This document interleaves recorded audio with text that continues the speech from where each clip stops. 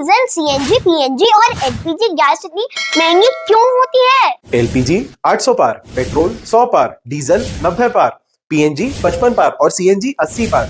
इन सब में वैल्यू कितनी है और टैक्स कितना, आइए समझते हैं। सबसे पहले अलग अलग टैक्स का फंडा समझते हैं। सेंट्रल एक्साइज केंद्र सरकार लगाती है, वैट राज्य सरकार लगाती है, सेस या सरचार्ज केंद्र सरकार या यूनियन टेरिटरी लगाती है, जीएसटी केंद्र सरकार और राज्य सरकार मिलकर लगाती है।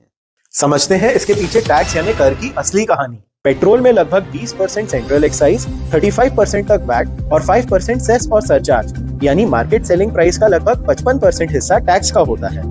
डीजल में लगभग 17.6% सेंट्रल एक्साइज, 27% तक वैट और 5% सेस और सरचार्ज लगता है यानी मार्केट सेलिंग प्राइस का लगभग 50% कंपोनेंट टैक्स का होता है। सीएनजी जो गाड़ियों में इस्तेमाल होती है उसमें लगभग 14% सेंट्रल एक्साइज, 24.5% तक वैट यानी मार्केट सेलिंग प्राइस का लगभग 17 से 38.5% तक का हिस्सा टैक्स कंपोनेंट का होता है। पीएनजी यानी पाइप गैस पे 14% वैट घरेलू और कमर्शियल यूजेज पर लगता है। एलपीजी में डोमेस्टिक यूजेज पर 5% जीएसटी और कमर्शियल यूजेज पर 18% जीएसटी लगता है। अब आपको पता चला असली दाम में कितना परसेंट टैक्स और कितनी वैल्यू होती है। कमेंट्स में बताएं क्या आप ये जानकारी पहले से जानते थे।